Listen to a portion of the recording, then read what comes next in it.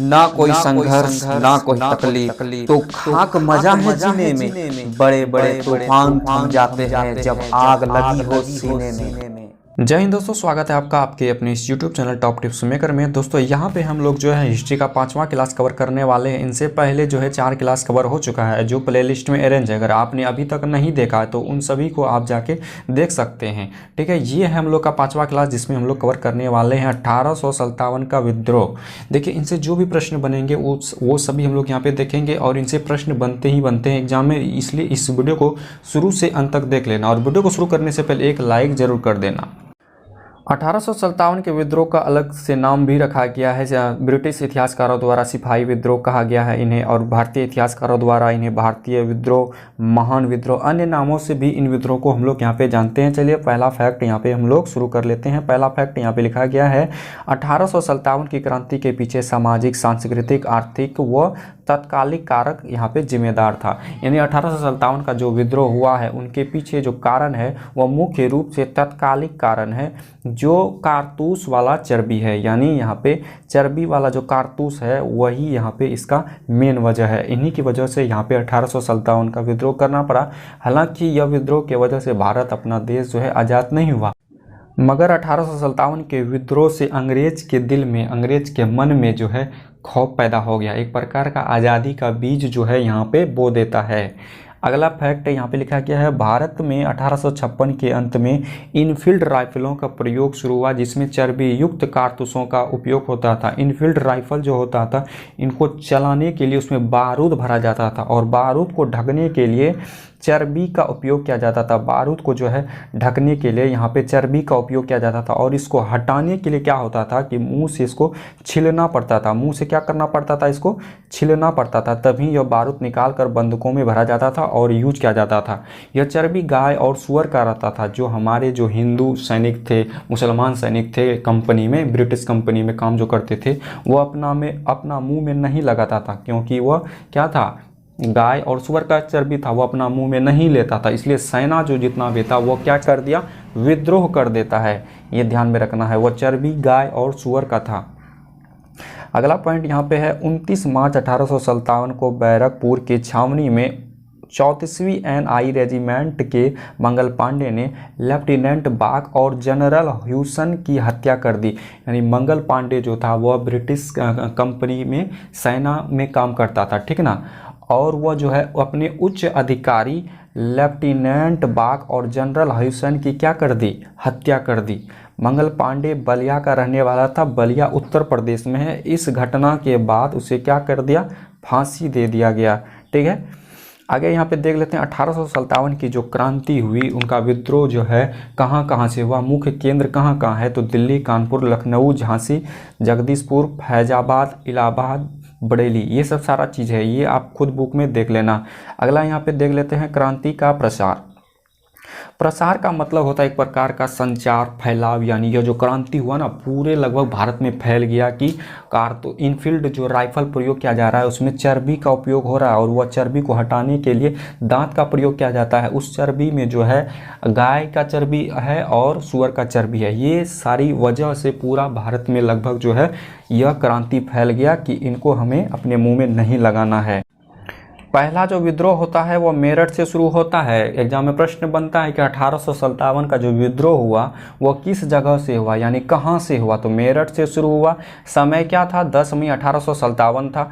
20 NI तथा LC की पैदल सैन्य टुकड़ियाँ जो है 11 मई को दिल्ली पहुँची। मुगल बादशाह तभी कौन था, तभी मुगल बादशाह 1857 का जो विद्रोह हो रहा था तभी मुगल बादशाह बहादुर शाह था, और इन्हें ही अपना नेता घोषित किया। यानी मुगल बादशाह बहादुर शाह भी जो है उस ब्रिटिश कंपनियों के खिलाफ यहाँ पे आवाज़ उठाने लगी। ठीक है, अगला पॉइंट यहाँ पे है विद्रोह के मुख्य केंद्र दिल्ली, झांसी, कानपुर, लखनऊ और आरा थे। ये भी ध्यान में रखना है। अगला पॉइंट देख लेते हैं। अगला पॉइंट यहाँ पे है 1857 के विद्रोह के समय इंग्लैंड के प्रधानमंत्री, यानी जब 1857 का जो विद्रोह हो रहा था तभी उस समय इंग्लैंड का जो प्रधानमंत्री था उसका नाम याद रखना, विस्कॉट पामस्टन।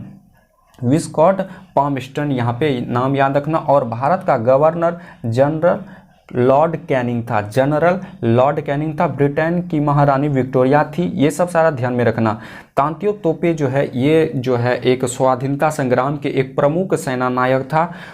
उनके जमींदार मित्र जो है मानसी ने धोखा देकर पकड़वा दिया, जिसके बाद जो है इन्हें क्या कर दिया गया, फांसी दे दिया जाता है। ठीक है, आगे देख लेते। और इन्हें फांसी कब दिया जाता है, तो 18 अप्रैल 1859 ईस्वी को तांतिया तोपे को फांसी दिया जाता है। अगला पॉइंट है असम में मनीराम दत्त, कोटा में जयदयाल और हरदयाल, उड़ीसा में राजकुमार, उज्जवल शाही और सुरेंद्र शाही, पंजाब में वजीर खां, कल्लू में राणा प्रताप सिंह और वीर सिंह ने विद्रोह किया। यानी ये सब सारा भी जो है लोग यहाँ पे विद्रोह करने लगता है उस कंपनी के खिलाफ। ठीक है, अगला पॉइंट यहाँ पे देख लेते हैं। क्रांति की विफलता का जो मुख्य कारण है, हम सबको पता है कि तभी देश तो आज़ाद हुआ नहीं, 1947 में ना देश आज़ाद हुआ, लेकिन इसका जो विफलता का जो मुख्य कारण था वो क्या था, एकता, संगठन और साधनों की न्यूनता था। यानी उतने साधन यानी उतने हथियार भी नहीं थे, ये सब भी सारा दिक्कत यहाँ पे पहुँचा रहा था। विद्रोही गतिविधियों का कुछ क्षेत्र के ही सीमित रहना था, यानी ज़्यादा पूरे भारत जो है एक साथ विद्रोह नहीं कर रहा था, कुछ कुछ क्षेत्र जो है इनके खिलाफ यहाँ पे प्रदर्शन कर रहा था, यानी विद्रोह कर रहा था। ये सब सारी चीज़ें से वजह से यह जो है पहला विद्रोह यहाँ पे विफल रह जाता है। ठीक है, अगला पॉइंट यहाँ पे देख लेते हैं। वीटी सावरकर, ये बहुत ज़्यादा क्वेश्चन जो है इंपॉर्टेंट है, एग्जाम में काफ़ी बार पूछा गया है, इसको ध्यान में रखना। वीटी सावरकर ने 1908 में the Indian war of independence यानी the Indian war of independence नामक जो पुस्तक लिखी, कौन लिखी है, तो वीटी सावरकर ने लिखी है। कब लिखा है भैया, तो 1908 ईस्वी में लिखा है।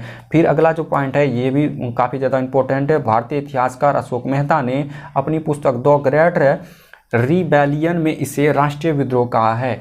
तो यह पहली बात यहाँ पे ध्यान रखना कि अशोक मेहता जो है वो कौन सा पुस्तक लिखा है, तो द ग्रेट रिबेलियन, और इसी में इन्होंने लिखा है राष्ट्रीय विद्रोह, यानी इस विद्रोह को इन्होंने राष्ट्रीय विद्रोह कहा है। अगला पॉइंट देख लेते हैं। अगला पॉइंट है डॉक्टर सुरेंद्र नाथ सेन ने 1857 की पुस्तक लिखा है, ये भी ध्यान रखना है। एग्जाम में प्रश्न बनेगा कि 1857 की पुस्तक किसने लिखी है, तो डॉक्टर सुरेंद्र नाथ सेन ने लिखा है, ये भी ध्यान में रखना है। ठीक है, अगला पॉइंट यहाँ पे देख लेते हैं। 1857 के विद्रोह के समय लंदन टाइम्स के संवाददाता W.H. रसल ने भारत की यात्रा की थी, यानी जो है लंदन का जो है संवाददाता W.H. रसल ने भारत की यात्रा की थी जब यहाँ पे विद्रोह हो रहा था भारत में। ठीक है, अगला पॉइंट यहाँ पे देख लेते हैं। 1857 के विद्रोह के बाद भारत का शासन ईस्ट इंडिया कंपनी के हाथों से निकलकर ब्रिटिश क्राउन के हाथों में चला गया, और कमेंट बॉक्स में आपको बताना है कि ब्रिटिश क्राउन क्या होता है। ठीक है, अगला पॉइंट यहाँ पे देख लेते हैं। 1 नवंबर 1858 को इलाहाबाद में लॉर्ड कैनिंग ने महारानी विक्टोरिया की उस घोषणा को पढ़ा जिसे स्टैनली ने तैयार किया था। इसके बाद गवर्नर जनरल कैनिंग को क्या कर दिया, वायसराय की उपाधि दे दिया गया, यानी वायसराय की उपाधि मिल गया।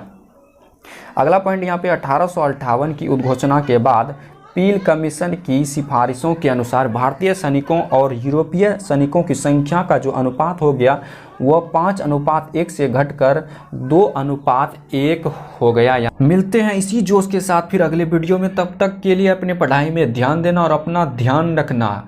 जय हिंद, जय भारत।